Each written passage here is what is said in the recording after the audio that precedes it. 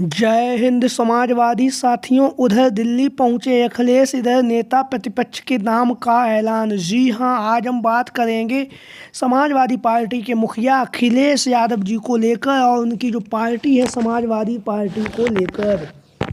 जैसा कि आप लोगों को पता है, सपा मुखिया अखिलेश यादव जी के द्वारा जो धुआंधार तरीके से जो लोकसभा के चुनाव में जो प्रदर्शन किया गया था, उसी प्रदर्शन के दम पर अखिलेश यादव जी ने समाजवादी पार्टी को इस बार देश की तीसरी सबसे बड़ी पार्टी बनाकर और स्वयं कुशल नेतृत्वकर्ता बनकर अखिलेश यादव दिल्ली पहुंच चुके हैं। जी हां, अखिलेश यादव अपने 37 सांसदों के साथ दिल्ली पहुंच चुके हैं।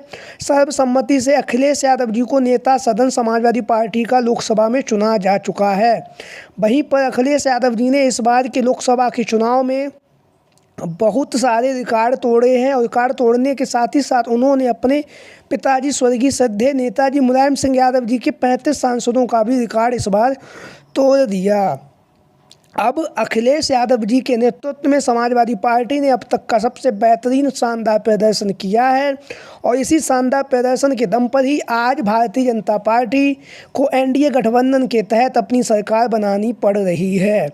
जहां पर आप लोगों को पता है 2014-2019 दोनों में ही भाजपा की पूर्ण बहुमत से सरकार बनी है। इस बार अखिलेश यादव जी के द्वारा जो उत्तर प्रदेश में भाजपा को झटका दिया गया है, उसी झटके के का ही परिणाम है कि देश भर में भाजपा पूर्ण बहुमत प्राप्त नहीं कर सकी है। अब अखिलेश यादव जी जो हैं दिल्ली पहुंच चुके हैं। दिल्ली पहुंचने के साथ ही साथ बहुत सारे जो काम हैं वो अभी अधूरे हैं, जिसमें से आप लोगों को पता है समाजवादी पार्टी के पास अखिलेश यादव जी नेता प्रतिपक्ष हुआ करते थे विधानसभा में, लेकिन अखिलेश यादव जी ने अपने विधायकी के पद से इस्तीफा दे दिया है और इस्तीफा देने के साथ ही साथ विधानसभा में नेता प्रतिपक्ष का जो पद है वो भी खाली हो गया है। वहीं पर विधान परिषद में जो नेता प्रतिपक्ष का जो पद है वो भी खाली था, क्योंकि समाजवादी पार्टी के पास पहले उतने कैंडिडेट नहीं थे जितने कैंडिडेट विधान परिषद में होने चाहिए एमएलसी के तौर पर। लेकिन अब समाजवादी पार्टी के पास जो नंबर ऑफ कैंडिडेट हो गए हैं। तो आज हम बात करेंगे विधान परिषद को लेकर। विधान परिषद में और वहीं पर मुख्य सचेतक पद का भी पद खाली है। तो आज हम बात करेंगे विधान परिषद के पद को लेकर और समाजवादी पार्टी की तरफ से विधान परिषद में जो नेता प्रतिपक्ष के रूप में जो पहला नाम चल रहा है वो है गुड्डू जमाली, शाह आलम उर्फ गुड्डू जमाली, जिन्हें आप लोग जानते ही हैं। लोकसभा के चुनाव से पहले जब 2022 में जब अखिलेश यादव जी के द्वारा जो आजमगढ़ की जो लोकसभा सीट छोड़ी गई थी, तो वहाँ से अखिलेश यादव जी ने अपने छोटे भाई धर्मेंद्र यादव को चुनावी मैदान में उतारा था। लेकिन उस उपचुनाव में धर्मेंद्र यादव चुनावी मैदान में हार गए और भाजपा के दिनेश लाल निरहुआ जीत गए। उसका कारण कहीं ना कहीं शाह आलम गुड्डू जमाली जी ही थे, जिन्होंने बीएसपी के से टिकट लेकर 2.5 लाख वोट प्राप्त किए और धर्मेंद्र यादव महज 8,000 वोटों से चुनाव हार गए। लेकिन अखिलेश यादव जी के द्वारा लोकसभा चुनाव शुरू होने से पहले ही गुड्डू जमाली जी को समाजवादी पार्टी में शामिल कर लिया गया। शामिल करने के साथ ही साथ अखिलेश यादव जी ने उन्हें एमएलसी बना दिया। एमएलसी बनने के साथ ही साथ उन्होंने इस बार के लोकसभा के चुनाव में धर्मेंद्र यादव जी के लिए धुआंधार तरीके से प्रचार किया है। उनके साथ ही साथ धर्मेंद्र यादव के साथ ही साथ जो भी आजमगढ़ उसके आसपास के जो भी समाजवादी पार्टी के प्रत्याशी थे, सभी के लिए गुड्डू जमाली ने प्रचार किया। उसी का परिणाम है कि समाजवादी पार्टी ने मजबूत स्थिति में बनाई है इस बार के उत्तर प्रदेश के चुनाव में और खासकर आजमगढ़ में धर्मेंद्र यादव रिकॉर्ड मतों से जीत गए। और उनके जीतने के साथ ही साथ अब विधान परिषद में एमएलसी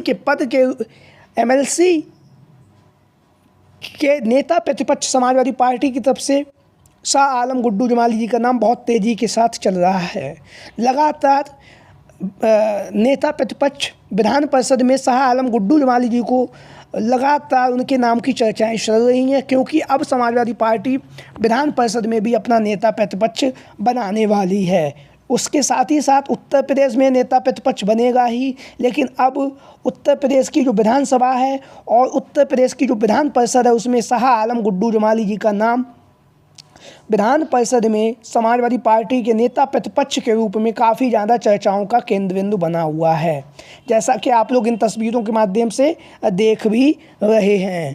वहीं पर विधान परिषद में नेता प्रतिपक्ष के रूप में जो दूसरा नाम चर्चाओं में केंद्र बिंदु बने हुए हैं वो हैं अखिलेश यादव जी के करीबी राजेंद्र प्रसाद चौधरी। राजेंद्र प्रसाद चौधरी, जैसा कि आप सभी लोगों को पता है, समाजवादी पार्टी के राष्ट्रीय प्रवक्ता हैं। राष्ट्रीय प्रवक्ता होने के साथ ही साथ अखिलेश यादव जी के साथ हमेशा से ही कंधे से कंधा मिलाकर खड़े रहते हैं। अखिलेश यादव जी की विषम परिस्थितियों में भी राजेंद्र प्रसाद चौधरी हमेशा ही अखिलेश यादव जी का साथ दिया है और उसके साथ ही साथ बहुत ही कुशल नेतृत्व के साथ समाजवादी पार्टी का पक्ष भी रखते हैं और समाजवादी पार्टी के लिए प्रचार प्रसार भी करते हैं।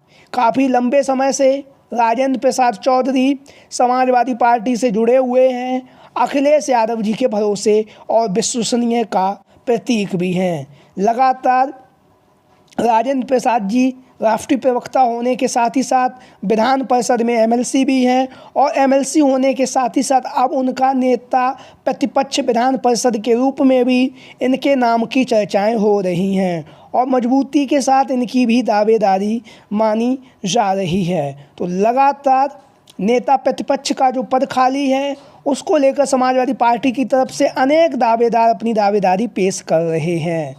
अब इसी कड़ी में एक जो दूसरा नाम है वो आप सभी लोग देख भी रहे हैं। अभी कुछ समय पहले अखिलेश यादव जी के द्वारा इन्हें एमएलसी बनाया गया था। किरण पाल कश्यप जी समाजवादी पार्टी के दिग्गज नेता हैं।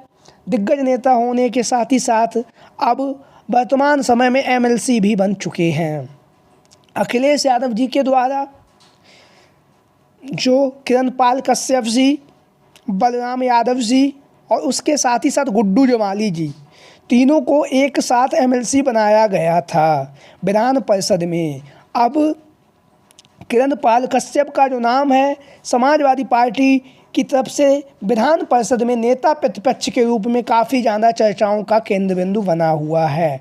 लगातार इनको नेता प्रतिपक्ष बनाए जाने की भी मांग चल रही है, क्योंकि अखिलेश यादव जी का जो पीडीए का नारा है उसी को ध्यान में रखते हुए किरण पाल कश्यप जी की जो दावेदारी है वो भी मजबूती के साथ मानी जा रही है। तो लगातार अब समाजवादी पार्टी बहुत ही बेहतरीन स्थिति में उत्तर प्रदेश में आ चुकी है और बेहतरीन स्थिति में आने के साथ ही साथ विधानसभा विधान परिषद में दोनों ही जगह समाजवादी पार्टी अब नेता प्रतिपक्ष चुनेगी और उसके साथ ही साथ उत्तर प्रदेश की विधानसभा में मुख्य सचेतक का जो पद मनोज पांडे, जिन्हें आप लोग जानते ही हैं, जिन्होंने सपा मुखिया अखिलेश यादव जी के साथ गद्दारी की थी, उनका भी पद खाली हो चुका है। तो लगातार समाजवादी पार्टी बहुत ही मजबूती के साथ इस बार के 2027 में जो चुनाव है उसकी तैयारियों में जुटी हुई है। आप लोगों की क्या राय है? विधान परिषद में नेता प्रतिपक्ष के रूप में इन संभावित दावेदारों के बारे में सभी साथी कमेंट बॉक्स के माध्यम से अपनी राय ज़रूर दें। जय हिंद, जय भारत, जय समाजवाद।